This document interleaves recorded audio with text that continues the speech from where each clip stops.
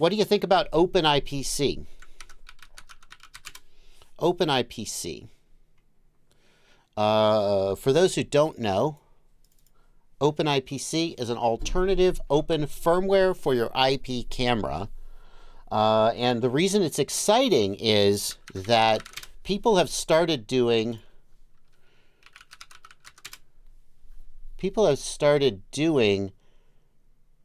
FPV setups. Here we go. This one from 2 days ago by Mario FPV is probably the current state of the art, although it's developing fast.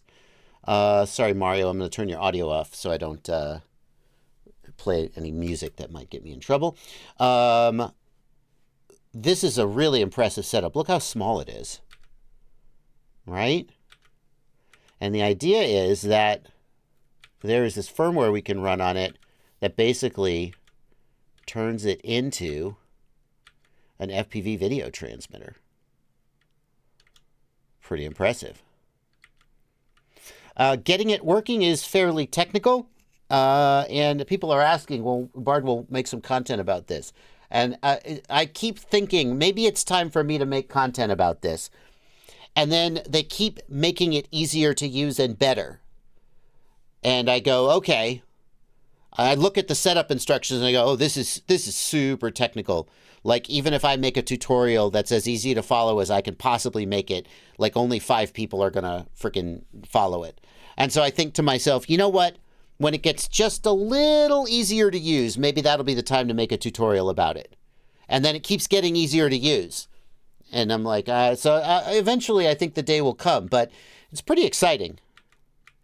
So, as you can see, it is fairly technical to get it going. Well, not for everybody, but for some people. And the physical form factor is kind of jank. It's kind of jank. It's definitely not ready for prime time. But the real question that everybody has is, how is the performance of Open IPC?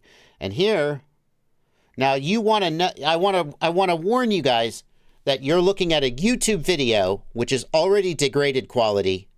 And now you're looking at me restreaming a YouTube video, which is degraded on top of degraded. So if you really want to see, ideally you would get your hands on some original footage that you could look at, but it would be better to go to Mario FPV's video. And here's the trick. If you don't know this trick, you must change the quality manually to the highest quality. Now, in this case, it's already at 1080p 60, so we're good to go. But like, sometimes I'll upload content in 4K, just so you can get the maximum quality possible, even if it's not 4K content, especially if you guys are watching a camera review or anything where the video image quality matters.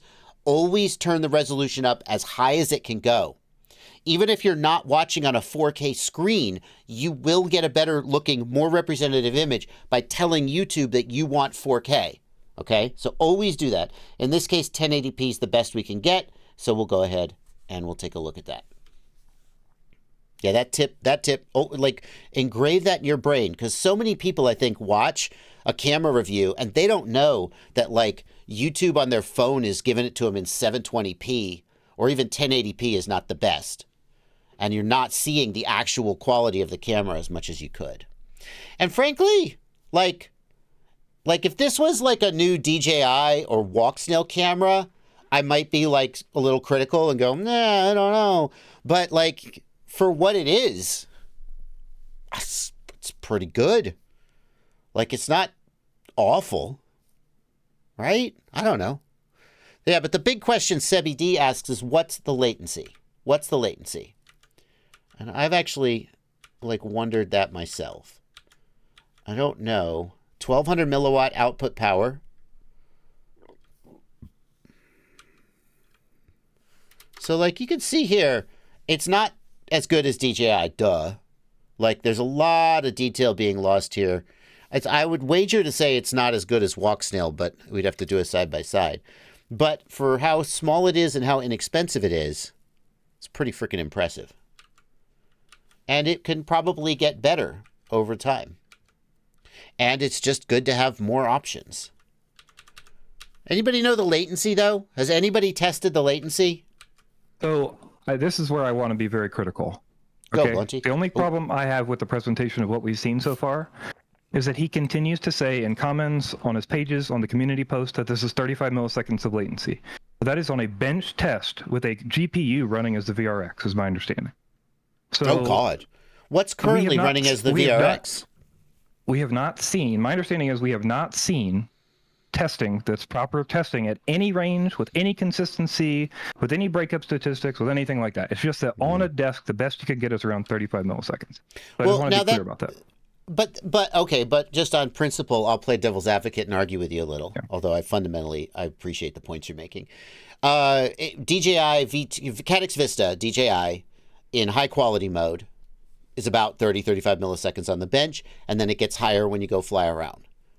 So obviously the image quality isn't comparable, but everybody tests DJI latency on the bench, and it's sort of understood and unspoken, and some people don't even realize that it gets worse when you go fly. And I do think that people need to make that point more overtly. Yeah, I think the thing is, like, right, DJI can keep a 35 to 42 or whatever it is in low latency, right? And there's a range. But we don't know this range. And one of the big things we saw with Walksnail early on was Walksnail was saying, like, 35, and then Walksnail was spiking to, like 100 or something? Like, it was having big, inconsistent. They were, like, showing an average, but it was having big spikes.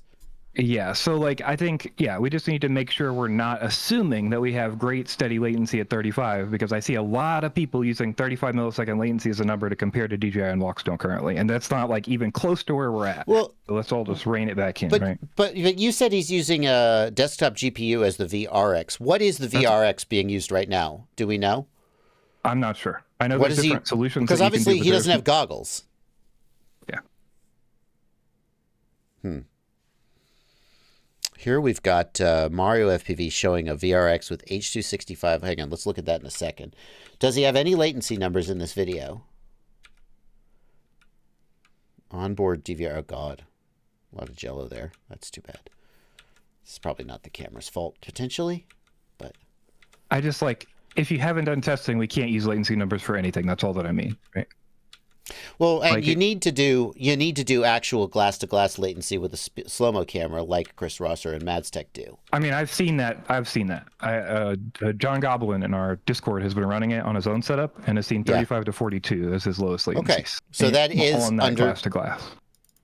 And is that with let's see, testing. Now here he's got a come on, no more testing. I want to see the damn thing.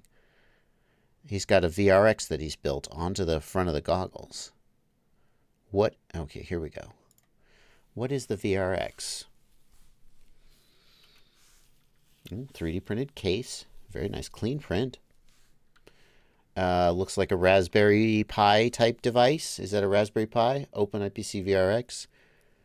I don't know if it's a Raspberry Pi specifically. It's some kind of microcomputer. It is a Raspberry Pi, says EMU Lamer. And is the latency the same with the Raspberry Pi doing the decoding as with like a desktop GPU? Don't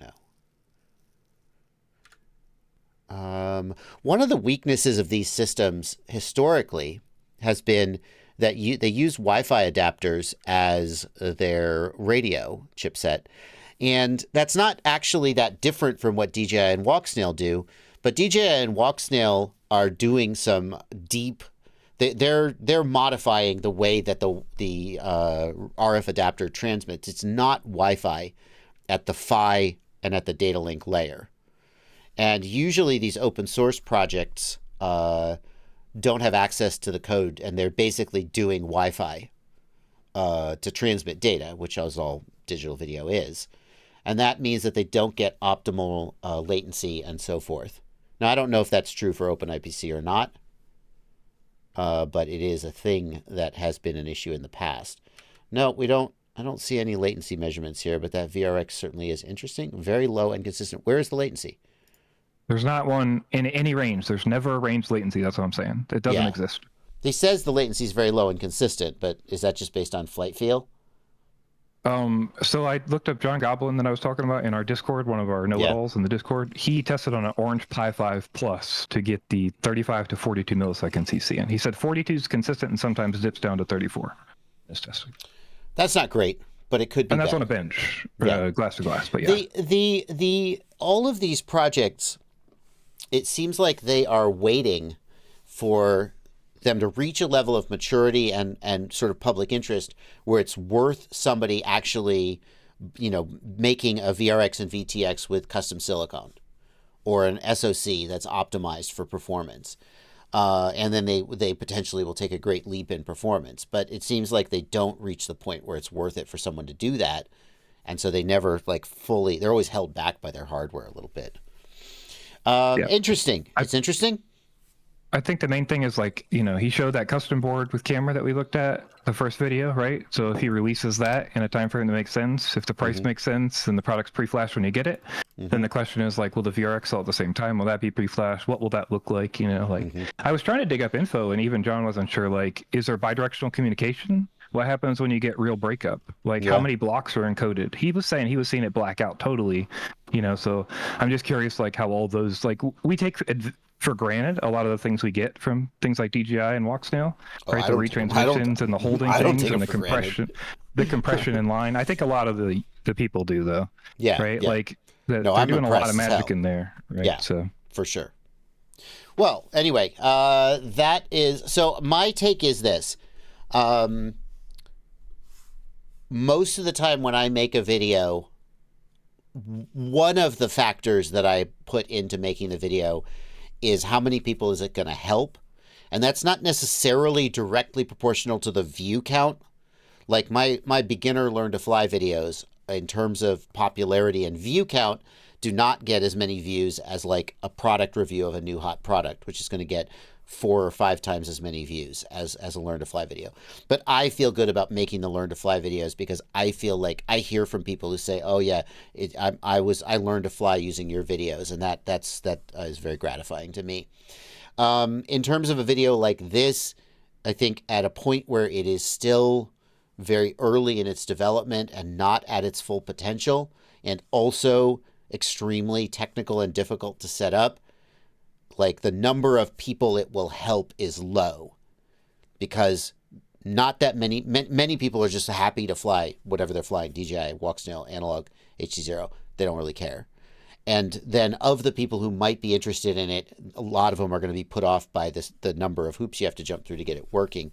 And so I think I still want to wait a little bit before I test it out and try it out. Also, I just look at the number of hoops you have to jump through and I'm personally annoyed. So I'm I don't want to do this. But that's just my take on it today. I'm sure that I will visit it at some point. Scott Arrow says, I guess you can have pet project videos that will never get max figures if you can balance it out with the crowd pleasers. Yeah, my rotor hazard video is also super technical. And relatively few people will benefit from it because relatively few people run races.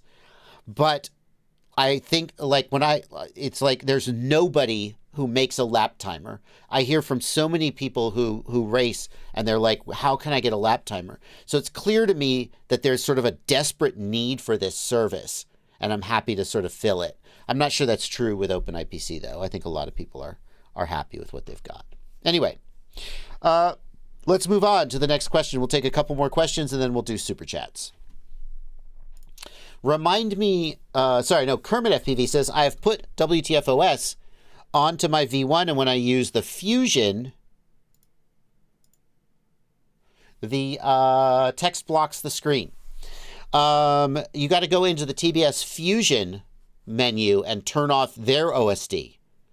In the TBS Fusion module, there's options to change the OSD, to move it around or turn it on or off. And that's what you need to do. Or you need to move your Betaflight OSD so it's not overlapping. That's the answer. Simple answer, but that's what it is. Let's see. Ghost Branch, one more question from Ghost Branch about Open IPC. Does it have a chance of becoming for video links what ExpressLRS became for control links? So Ghost Branch, from one perspective, the answer to that is yes, because Open IPC is open. And that's one of the key characteristics that makes ExpressLRS so popular. But there's two things that makes ExpressLRS popular. One is that it's open and anyone can implement hardware. And that means lots of vendors implement hardware, and that means it's never out of stock. ExpressLRS is never out of stock. There's always somebody who's making ExpressLRS hardware that's in stock, and it's beautiful. It also drives price down because there's price competition, which isn't true for things like Ghost or Crossfire. But the flip side of that is that the other thing that ExpressLRS has is that it has amazing performance. So when a person chooses ExpressLRS, they're not really having to compromise. Well, the compromise is that it's kind of complicated to use, and there's a learning curve, which some people don't find to be a big deal and other people do. But in terms of performance, you're not giving anything up. It's just like a win-win-win-win-win. With OpenIPC, it currently is open source, and that means that theoretically we could see hardware being made for it, and a lot of the technical setup issues could go away. But then it also has to deliver better performance. And also it has to be priced competitively, because that's going to be one of the advantages that people look for in an open video system. And I don't think it has been demonstrated to have better performance yet. So it has potential, but only if the performance gets to a point where it is close enough to the alternative that it's compelling.